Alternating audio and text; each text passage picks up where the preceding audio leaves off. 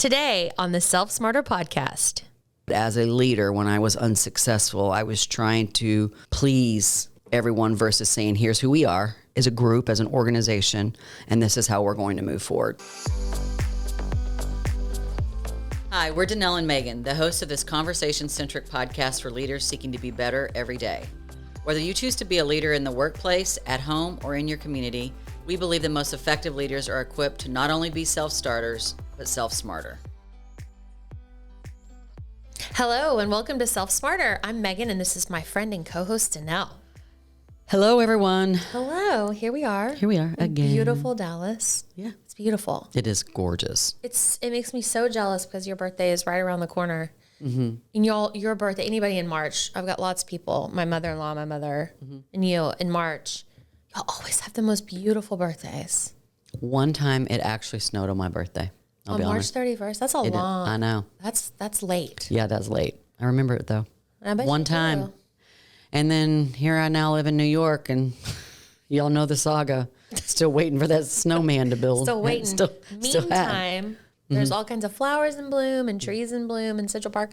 I bet it's beautiful. It's so gorgeous right now. It's only going to get prettier for the next 30 to 45 days. So nice. I'll send pics. This time. Or y'all just come and walk with me in Central Or Park. we could do that. Yeah. Oh, we could do a walking podcast. That'd be fun. That would be fun. I'm sure David would think that's a nightmare. Especially when you we imagine see a all butterfly. Ooh, it's a butterfly. Yeah. Or someone skates by us and knocks us over. Meanies in Central Park. It can be mean. Digress. Okay. All right. So today we're talking about how to be unsuccessful as a leader. Which, why are we doing that? We spoke about episode, I want to call it up. I'm going to pull it up real quick, 53. y'all. 53. God, you can remember really well. No, I can just read. Oh, okay. Oh, I said that? Okay. Yeah. 53. We did an episode on how to be successful, common traits of successful leaders. Yes. And at the end of that podcast, we said, what if we did a podcast on how to be unsuccessful? Like what happens when you are unsuccessful? Yeah, what does as a that leader? look like? Yeah, I vaguely remember that. So you ran with it. So here we are. We're running with it. Yeah. Okay. So let's talk about it. And I just thought it might be fun from the top. Fun, underlining. If you were to share a time when you were unsuccessful as a leader. So in case someone's new. Well, first of all, there's 58 episodes that you can reference if you need examples of times when I, as a leader, or we as a leadership team, did not get things right, which is the genesis of this whole podcast. So that's kind of cute that you thought we'd start there. I did. But no, I cannot think of a time, which is what the question. There are many times, and I would hope that everyone would acknowledge that for themselves as a leader, and those that are new to their leadership journey would accept that reality that you're going to be unsuccessful at times. But what we're trying to do with this podcast and with this community that we're continuing to build is to, first of all, normalize that things aren't always going to go as planned. But what we hope for the Self-Smarter community of leaders is that we're sharing things that we had to learn and are continuing to learn, sometimes the hard way. And then in many cases, we're learning things proactively now to prevent future mishaps. And it's inevitable, no matter how much you study, no matter what you listen, how much you learn, there are going to be things that you're going to look back on and say, I was unsuccessful in that moment of time. So I do think it's what we want and what we hope for this particular discussion and episode is that we point some things out that you can be in control of and be aware of and do something about. Therefore, when the unexpected things come your way, that you are able to deal with those more effectively, because it's going to happen. Half the time rebounding is because of awareness. Yeah, absolutely. Conscious behavior. So, and we'll talk about that a little bit more. That was a great opening. Thank you. Before we jump into more on this topic, let's hop to a quick advertisement. As leaders, the time we have throughout the day is our most prized asset. At DMA, we work to save you time by doing marketing work that keeps you productive and focusing where your time is most needed. Right now, we're offering press release writing services to make sure that your news is shared with the right audience. As part of our service offering, we not only write and distribute the press release for you, we also follow up with key writers and editors to make sure your news is published. Once we're finished, we send you a full detailed report outlining the publications and audiences your press release reached. It's as simple as that. If I can help you or someone you know with press release writing, distributing, and publishing, look no further. Contact me, Lauren Miller, at info@dma-solutions.com. Okay, Danelle, so you talked a little bit about it. You teed it up at the beginning, but I just, for all of our benefit, why are we talking about this today? So often, and for obvious reasons, we talk about ways for leaders to be successful. I believe leaders can be blind and blinded by the success. We have been very successful as a business, and that is certainly not a reason to give up on trying to be better every day, which is one of our core values. And so in preparing for this episode, I was thinking about things that we learned and things we were doing. Yes. To help us realize when things were not going well. Behaviors we had, things we did, things we didn't do. So that's in the spirit of full transparency. That's what we're talking about today. We've walked in these shoes. Yes. So let's talk about things we need to be aware of as leaders, and let's watch when we're developing leaders some of these things. You'll see a lot of this stuff that we're going to talk about today in developing leaders. You're new and up and comers, not new, but the people that you're potentially training to be a successor of yours. Correct. Or just a leader in the organization or the team or the group that you're involved with. I think it's important for obviously you to do the work for yourself. And then ultimately what you want to do is be able to pass that knowledge on. And so these are some of the things that it would have been nice to know. Nice to know, and I would have loved, you know what? And I bet some of this was shared with me through experience and probably through some discussions with mentors and leaders of mine, but I was not in the mindset to potentially listen to some of these things. And, we've been very open and honest about that on this podcast. So things that unsuccessful leaders can do, first and foremost, and I definitely did a lot of this, was do things impulsively. And so if you want to be unsuccessful, definitely allow your emotions to control your thinking and, more importantly, your behavior. So don't think things through or look at things from different angles. So you're refusing, you're just reacting in the moment. It's the best way I know how to describe it. And for me, and all of you who follow this podcast know I'm an Enneagram 7. So one of the things that is a strength, but then also can easily be something that can create an unsuccessful result for us, is we trust our guts. And my gut has led us into some enormously successful situations, no doubt about it. Yes. But when it goes unchecked and I would allow my emotions, and I didn't even listen to or learn how to practice some discernment. So my gut was telling me something, but I moved so fast that I didn't even, again, ask for someone else's input and or listen to myself, give myself 24 hours to digest that before I sent off a scathing email or whatever I would do back in the day when my communication was extremely poor. Again, the organization was performing well, but everyone knows about my 26% approval rating. And I think a lot of that result stemmed from me being impulsive. Yeah, this is something, I don't know that I'm very impulsive, but I've watched you be, there are people in my life that are, and I love it about them. I love it about you. Yeah. It's so, when you're not, and a lot of times you're kind of fearful and you're the one that, well, I'm just going to walk to the back of the line and let them impulsively jump off that cliff, you know what I mean, and see what happens. It's so brave to me to be impulsive. But I see in this context what you're talking about. You're talking about the gut instinct versus thinking. And I saw you grow so significantly when you started doing things like that, like pausing, waiting, breathing. Yes. It's like almost like you were breathing to calm down a little bit. Right. And I think there's gather the thoughts. And listen, love it. forward movement's important. Yeah. And we're going to talk about that too. But there's just a distinction between an impulsive decision or an impulsive action. A pause. You can, the length of the pause would depend on what the circumstance was. But I just found myself in a constant loop of just impulsively dealing with things. Rapid fire problem solving. Right. And I mean, we were in a growth stage. We were in a growth stage as a business, and quite frankly, we serve an industry that's perishable, and we dedicate our craft to fresh food. And so by nature, if you don't move fast, literally things die. Yes.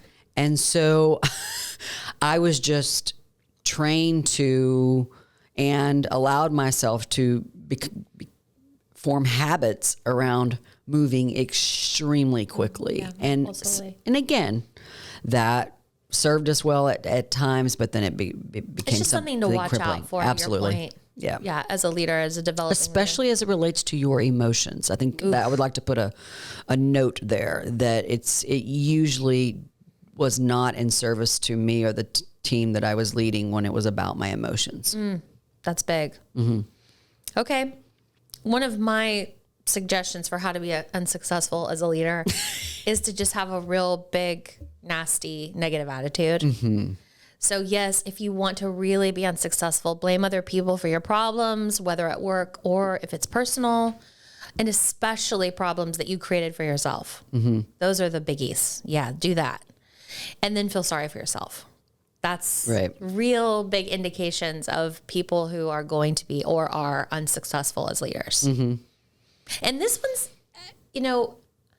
I don't think I've had a negative attitude historically outwardly, but I can be a real meanie to myself. I go to 6 in stress. Mm-hmm. I can be the most critical. You have an internal voice that can be very critical. Oh, she's mean. Yeah. Oh. Yes. Does she have a name? No. No. Okay. It's just me. I have multiple voices, so I have a crowd. Thank you for sharing that. Thank you for sharing that, Janelle. Well, y'all, we're going to have another episode. This is breaking news. I've never heard that before. You have to. That you have multiple personalities. No, I didn't. Oh my goodness. What's funny is I did not say that. I said multiple voices. Okay. That's not personality. My friend Summer also does. Mm-hmm. So that's something you'll have in common that I didn't realize that. Yeah, I have multiple have voices. We do a little gaggle up there. Okay. Yeah. Well, I also have a therapist on retainer, so there's that. Y'all, we didn't even talk about that. We didn't know that. I did not know that was coming. That was fantastic. Okay. So I hope none of your voices have. Well, they do. Mine is negative. It can be very negative. Yeah. So moving on from negative attitude and the voices in our heads, what you don't all know, listeners, is we're on about the 8th take because we got the giggles around multiple voices in my head that she apparently didn't know existed. No.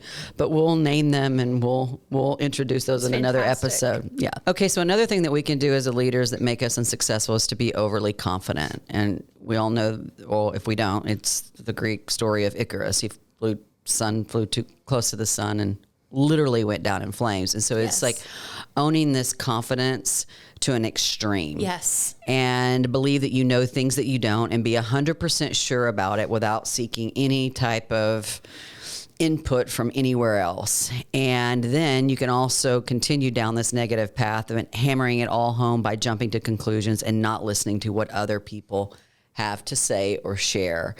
And what's interesting is, and actually David and I, our producer, had this conversation recently, and we talked about, when we were talking about successful leaders, there has to be an aspect of confidence and assuredness. Absolutely. Because you're literally driving a bus that other people are on. Yes. So, but to be overly confident, and I think overconfidence comes when you don't care about what other people's opinions are, and you're just steamrolling ahead and moving forward and not allowing any other input or information to guide your decisions and and literally guiding you. So I think there's just being aware of when the necessary confidence and assuredness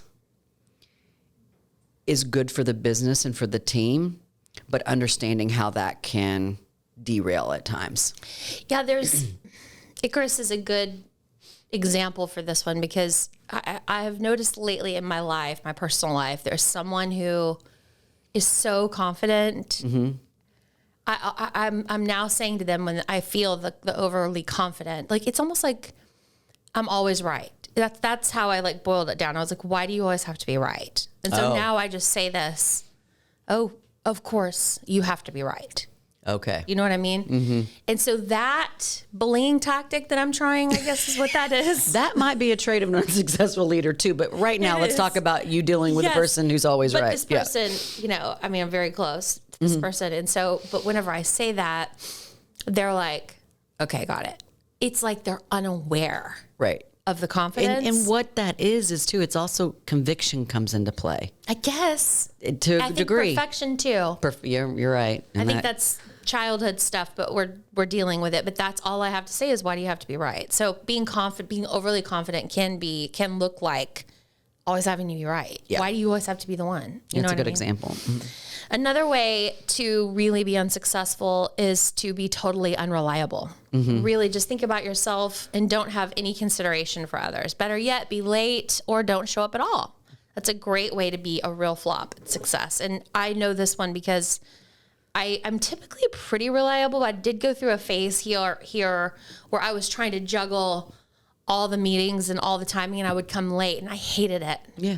You know? Well, I think too that was during a transition of when you were in the work, and then now you're transitioning to leading the people, the team that does the work day to day. And I stumbled during that time too, and I think that's. But I wasn't successful. Right. That's expected, and it's easy to see that in someone, but if you don't address it. Unreliable is not a badge you want to carry around with people, especially as an effective leader. So another thing that you can do is stop learning altogether. Don't read, don't develop, just stop learning. And, I've read everything. And where also it's like when apathy sets in, you just don't worry about it because someone else will come along soon enough who can take care of that. And I see that with a lot of leaders is they possess this lack of hunger for knowledge. And it's so sad to me at a time when we have access to so much information, first of all, about how we are wired as individuals, but then also ways to improve as a leader. And I think, again, leadership books are nothing new. There's a million of them out there. But I think in this context, what I would say is the unsuccessful leaders are putting down some of those traditional leadership books and actually studying themselves and basically psychology and human behavior and learning about that and applying that, also inviting their teams to go on that journey too. Yeah. And obviously that's the catalyst for this podcast. But I think that unsuccessful leaders just They stop learning. They make it to a certain, level or title or position, or even they own their own business. And then all of a sudden now it's time to kind of take the foot off the brake. I see it all the time. And it's unfortunate. It really is. I hope that, I obviously with managing myself, I don't ever want to be that way. Yeah. I always want to be learning. I know you do too. I think everyone that works here loves to learn. So, okay. Another way to be unsuccessful is to not choose your friends wisely. And this is a tough one.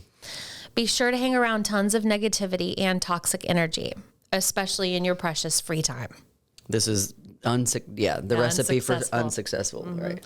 Overwhelm yourself with caring about what people on the internet or anywhere think and do exactly what they recommend.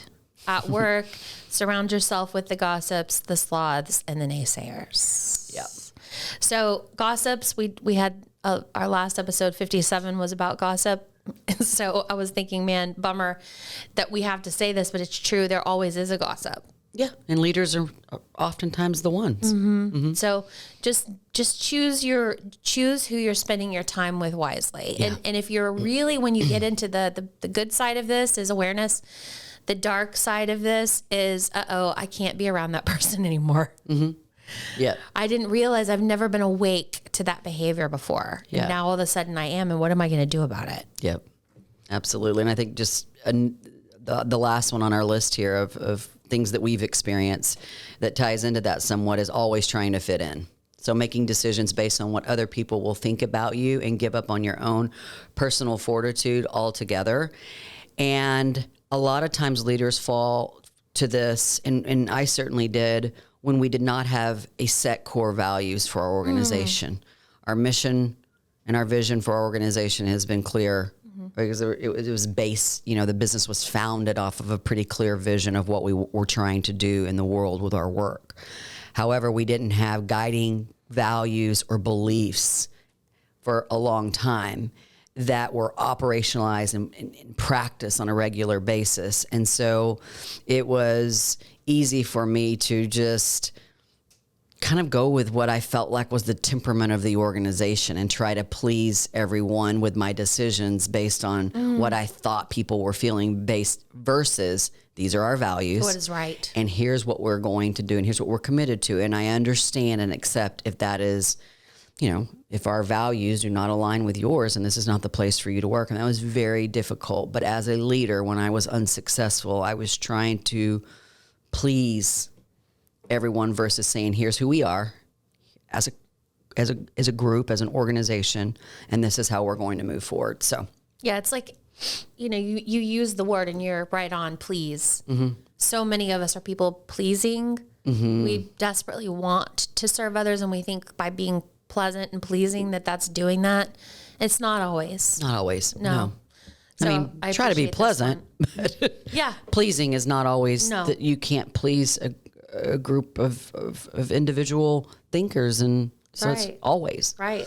So for the conformist, I would classify myself, if I had to choose non-conformist or conformist, I'm definitely a conformist. Yeah. And this is something that I've had to learn throughout many seasons of my life is it's not always necessary to try to fit in. And it's not always in service, certainly not in service to you, but certainly not in service to the folks that you are leading. So. Absolutely.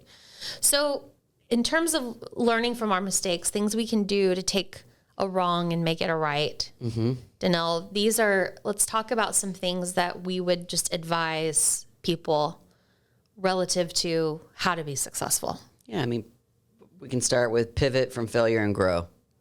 And what I mean by that is when there is a failure, whether it's relative to something you have done or in the organization, I think setting the expectation for yourself and others is that we're going to accept again, failure is kind of but the mistake or the misstep or whatever it may be, and we're going to identify it, learn from it, move on. And because we do that, we'll inevitably grow in those moments. We don't just grow in moments when things are going just as we planned. That's right. So again, pivot from failure and grow. The one I would like to share that kind of parlays onto that is deep dive into the journey. So really do take the time to understand what went wrong. Where did I go wrong as a leader? Which is what you try to do on this podcast all the time is we're reflecting and we're talking about mistakes we've made or we're talking about, so we're practicing a deep dive into the journey. You just talking about it with someone else within your organization or even someone you've led, maybe you haven't led them the best way. Maybe you've been unsuccessful in some of the ways we've talked about. Be honest about that. Take a deep dive into that, feel that, and grow from it. Yeah. I think the other is, I spoke to failing fast or moving on from it. I think another thing that we can do when things don't go a certain way is to try something else. So pivot versus, in some cases, that's an opportunity for us is that we can say, you know what, this is just not working out. I know we've got some money invested in it, but we're going to move on from this and be okay with that. It's okay to, in the process of meeting an objective or working towards a mission or a vision, strategies can change. Yeah. And so I think it's important for leaders to give themselves and the organization the opportunity to move on if something's not working out. Right. And in that process, one of my recommendations is identify the weak link. I'm not talking about a person. I'm talking about a practice, a process, a decision, a something that got you to the unsuccessful end of the road, which isn't, because you're going to pivot and you're going to try something new. But what was the weak link? Was it my decision? Was it our approach? What was it? Yeah. And I think again, all of these kind of build upon one another, but I would say in moments of failure or defeat, again, in all the different ways that it can show up in an organization, is use it as a tool. Yeah. Use it as a time where remember when, or here's what we're going to learn from this going forward, and use it as a tool so that you don't repeat it, but then the next time an opportunity comes your way, you can use that feeling, reflection, result, whatever it may be, to help you in when the next challenge presents itself. Yep. Embracing needed changes is next on our list. And I think what we're talking about and really diving deep and going into and pivoting and changing elevates needs for change. Like maybe massive, maybe small. Right. Maybe a lot of different things need to be changed, but you've got to be ready for that, and you need to embrace it and do something about it. As leaders, as a self-smarter leader that I work to try to be, in this role that I sit in now, this is a big one for me. Embrace needed changes. Yeah, and I think what ends up happening is that people inherently, change is not always comfortable. No. But the thing about change, it's actually not the change itself that can cause us to pause or cause the anxiety or the question marks. It's usually what we know about the change. So unsuccessful leaders do not communicate effectively about what is changing and why it's important That it change. Yeah. Or they don't solicit and invite other people's input on how to make the change effective. And so again, if we're going to talk about the positive, is that we need to embrace the needed changes, yes, and also think of it from a standpoint of change is not a bad thing, and make sure that we're the ones that are also comfortable with that, so that we're believable. Yeah, and as leaders, we owe it to people who we lead to bring them on the journey. So it's making them believe this too, that embracing change is needed. Yep. And that would come to, along those lines, is to proceed with honesty and humility. And so in all these circumstances, being as transparent as possible, and again, humility. And I think we have a whole episode on how to be a humble leader. And humility, there's not a lot of people that raise their hand that says, oh, I'm not a humble person.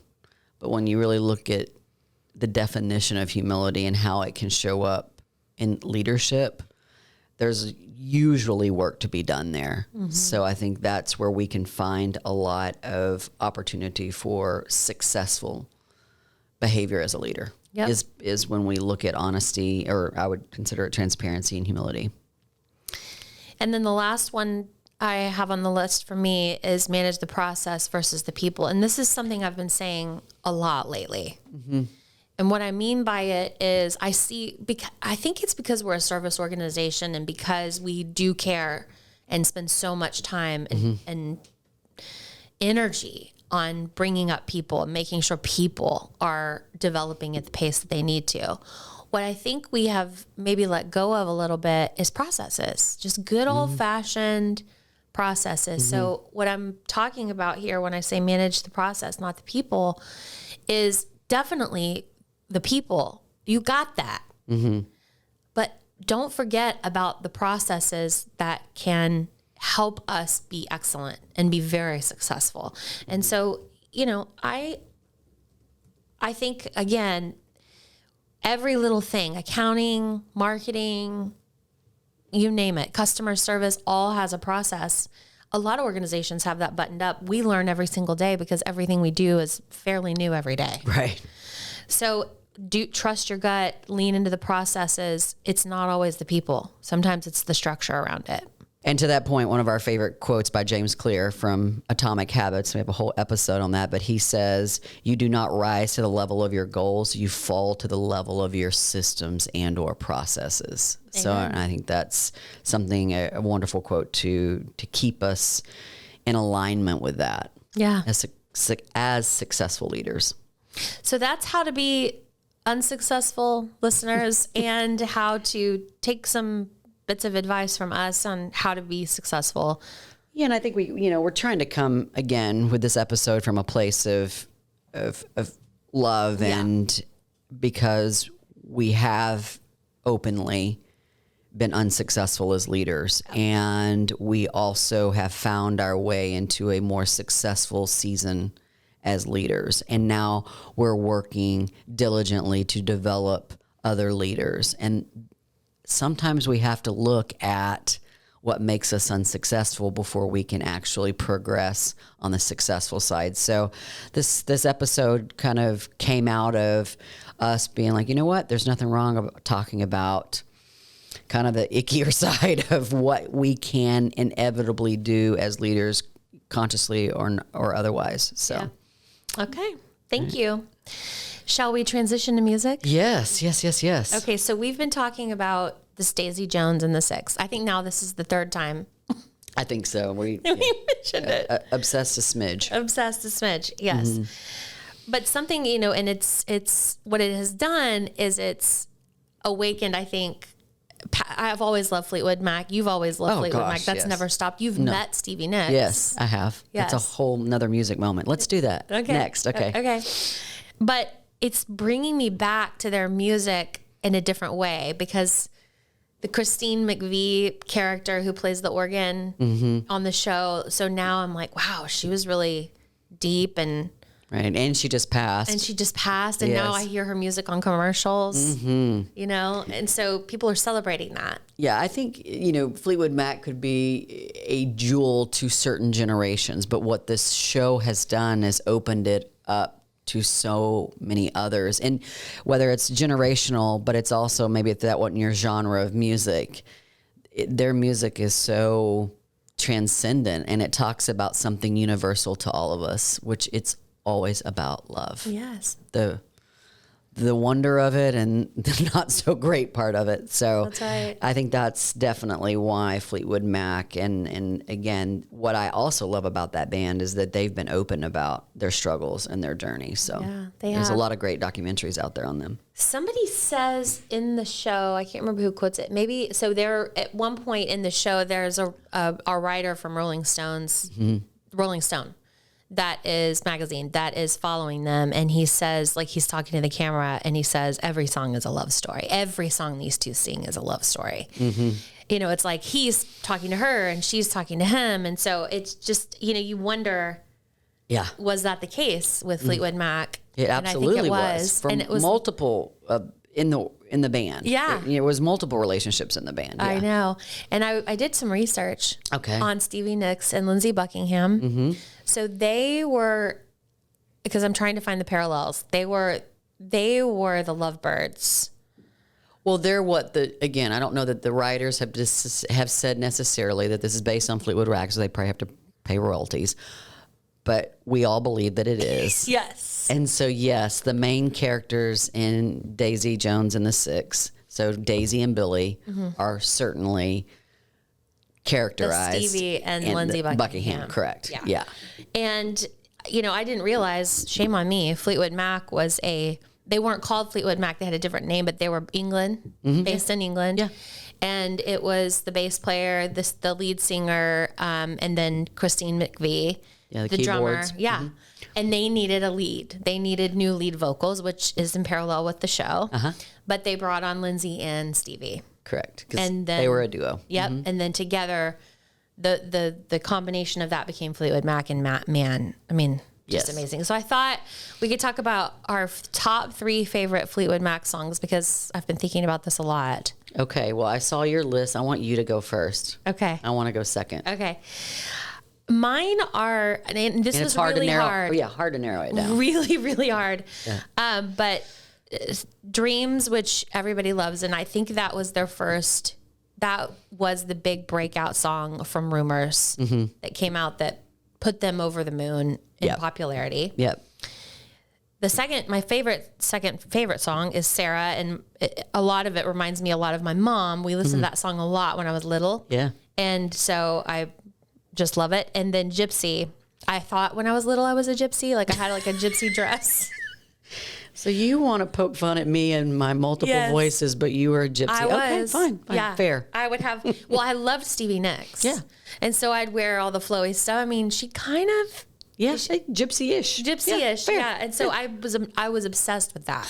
Okay. Little Megan. And so I'd wear like long flowy things. I'd put on lace, whatever my mom had, red, black, whatever, white. Why? I don't know. Yeah. Wigs, you name it. Oh. Yeah. Lace and wigs. Dress up as a gypsy and or Stevie Nicks as a child. So that's why. Those three. God, those visuals are amazing. And Sarah, if you're listening, please send us photos of little Megan as a gypsy. That would make my day. Okay, so for me, by far, my favorite Fleetwood Mac song is Landslide. And just... She wrote that, I think, for Lindsey Buckingham. Well, most of these songs are written, they were writing for each other. Yeah, but Landslide, I don't hear it as a love song between, a couple, right? I hear it as a love song between a parent and a child. Oh. So when all through Mackie, like all through her life, I hear that song. And what's interesting is I loved that song, and then the Dixie Chicks also took it to number one, their version of it. And that was when Mackie was little. And so I love that song. And it's a beautiful song, but I hear it as a mother. Oh. Not necessarily in relationship to love with another person. So other than, obviously my child.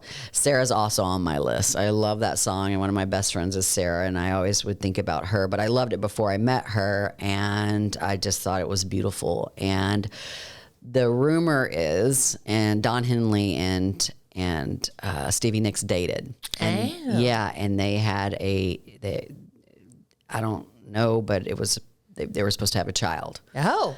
And maybe they were trying to have a child. I don't know all the details, but I know that Stevie has said if we were to have a child and it were a girl, we'd name it Sarah. But again, that's kind of, gossip or whatever it may be. But I have read that multiple times. But my favorite, and it didn't even make the Rumors album, is Silver Springs. It's a beautiful song. And I'm telling you, it is so beautiful. And she did write that song, Stevie Nicks, for him. And Buckingham, yeah. And so, but she could barely look at him when they would actually sing it. I mean, if you read the lyrics, it's a beautiful song. Oh, it's beautiful, but it is sad. I mean, sad in a way that just explains the yearning and longing and aching that love can bring into our hearts. So it's beautiful. And what's interesting is that, and I would invite everyone, is that Rumors obviously is a regular album. I think it had 12 or 13 songs on it, but there's a deluxe version that was it's basically a remastered. Is that the green one? It's white, and they're on. And there's his black and white. Outline. Yeah, okay. and it's of them. But what's interesting is that when that came out, it was back in the CD era. And it was a 4 CD collection. So now all of that's on Spotify.